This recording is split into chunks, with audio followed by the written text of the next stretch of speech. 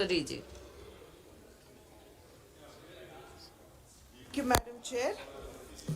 I rise to support the two bills and the amendment that have been introduced in the House today, which seeks to expand the Lok Sabha to reflect India's significant population growth since the 1991 census. It also provides a legal framework for Delimitation Commission to readjust the constituencies based on the latest available demographic data.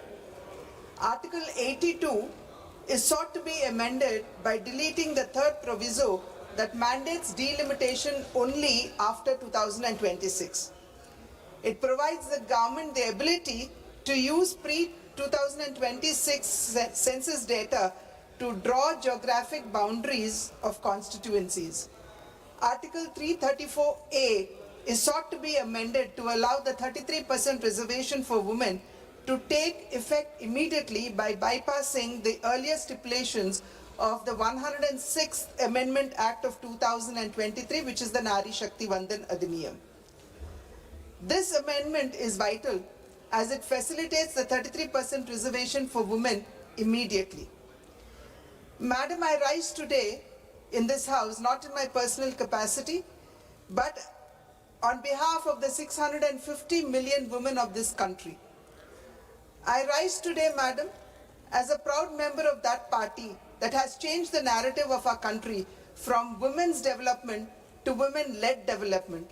And that party that heads the government that at every juncture had sought to give solutions to the challenges that women face in our country, right from Beti Bachao, Beti Padhao, Sukanya Samruddhi Yojana, Pradhan Mantri Awas Yojana, Jan Dhan Yojana, Matritva Vandana Yojana, Matritva Surakshit Yojana, Indra Dhanush Yojana, Shauchalay Ka Nirman, Lakpati Didi, Drone Didi. These are just a few, Madam, but there are many more.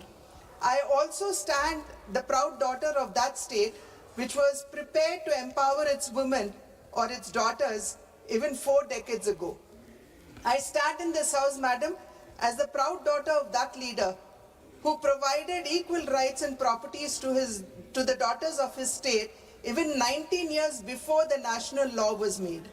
I stand as the proud daughter of that father who actually provided reservations for women in the Mandal Praja Parishads and Jilla Praja Parishads even before the 73rd, 74th Amendment. I stand here, Madam, as the proud daughter of that father who provided 30% reservations in government jobs for women to convert them into administrators and officers. I also stand as the proud daughter of that leader who established the first women-only university in my state. I stand as the proud daughter of that leader who established women police stations in the 80s so that no aggrieved woman would actually not be meted justice. And that leader is none other than late Shri N.T. Ramarao. Sir, Madam, today we gather here not merely to discuss a policy, but to settle a question that this republic has been asking itself since the first day of independence. Do the women of India belong in the rooms where the nation's decisions are made?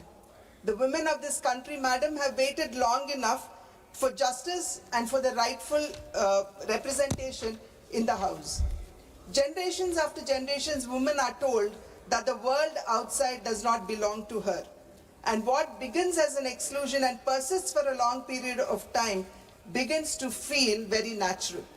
The bill that we debate today, or the bills that we debate today, is the final intervention to change that perception. Women during the freedom movement, Madam, had participated alongside men. They did not do this as mere supporters of the movement, but they did it as architects, as foot soldiers, and as the very conscience of the movement itself. Women believed at that point of a time that the nation's liberation was their liberation. When the moment had come to pen the founding charter of this republic, India was blessed with an architect of extraordinary vision. I speak of Baba Saheb Bhimrao Ambedkar. Baba Saheb firmly believed that freedom proclaimed without equality guaranteed is no freedom at all. Therefore, at this very founding moment of this republic, he did not ask the women to wait, but he placed equal rights and equal opportunities for women as the very foundation of our constitution.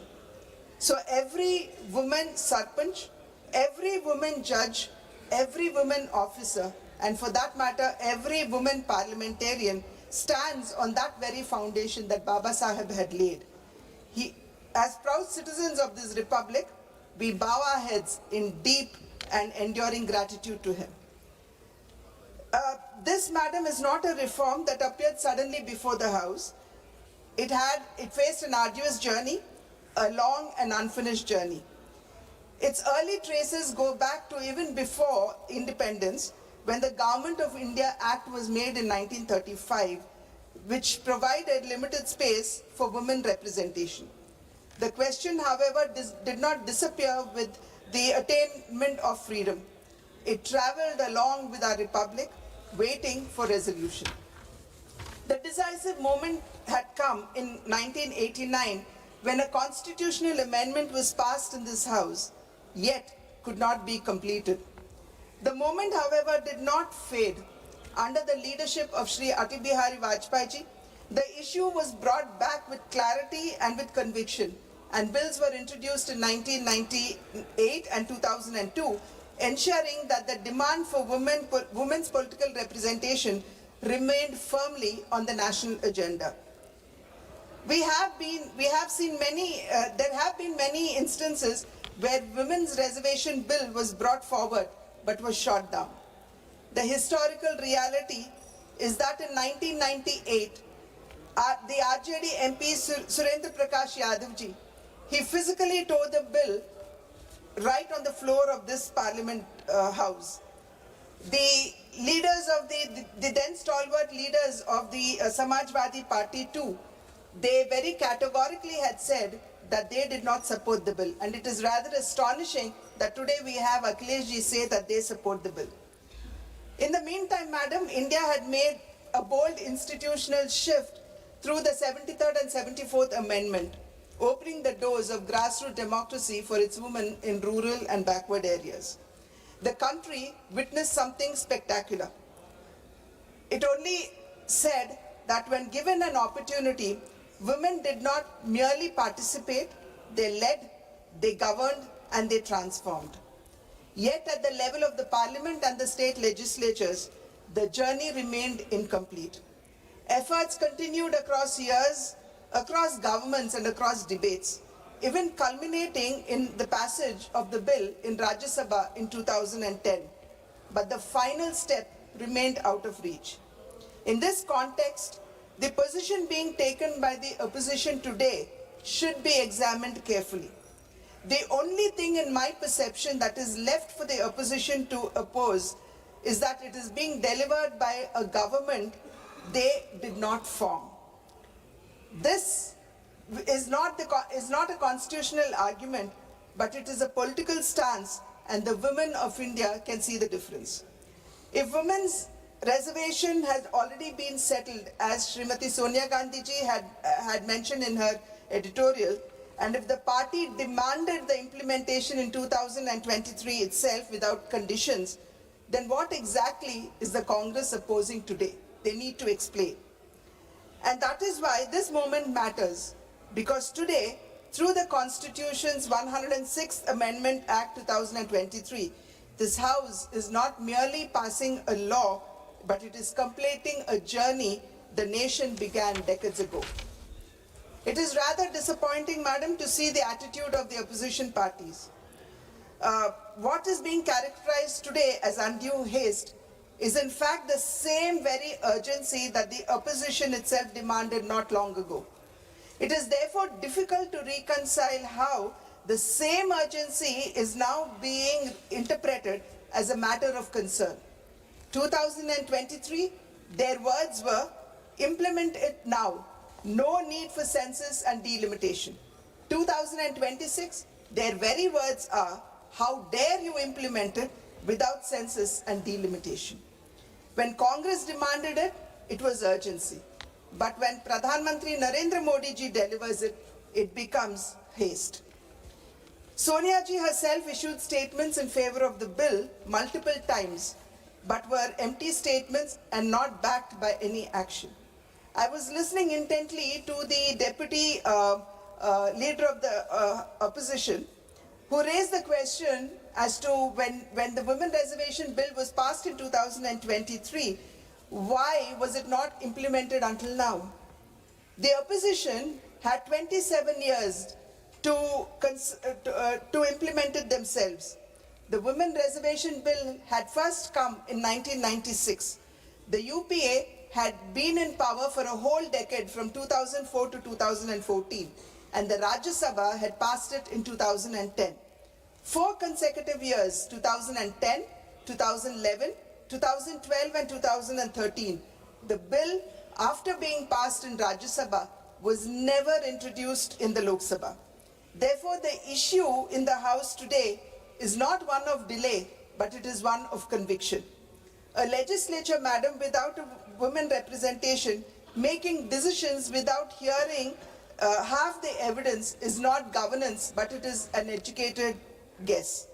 And women of this nation deserve better than an education guess.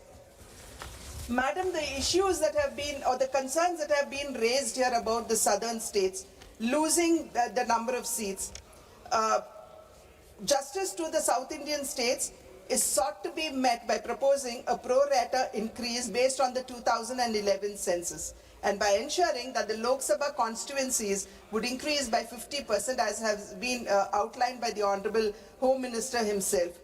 This would ensure that the southern states would not lose the absolute number of seats.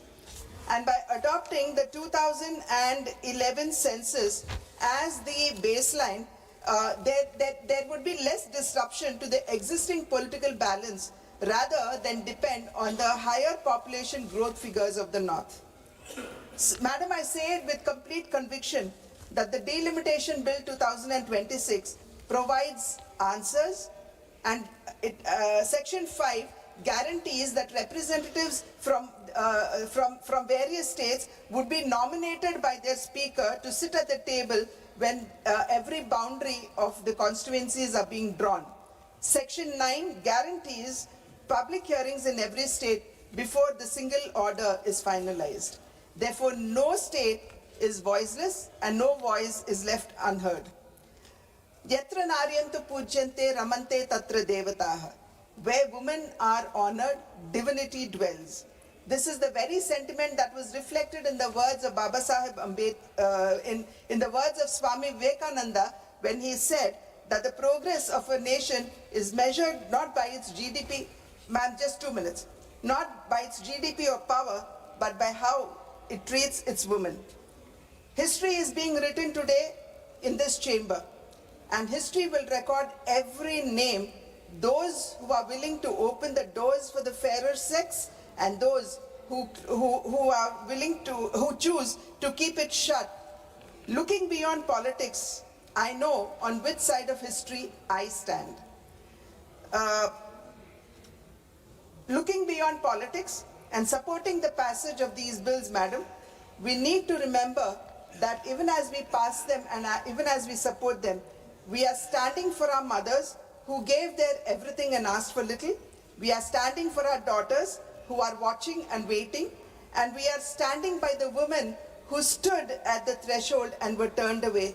And last but not the least, we are standing by Baba Sahib Ambedkar, who wrote the law and made this moment possible. Jai Hind. Shrimati Joba Maji.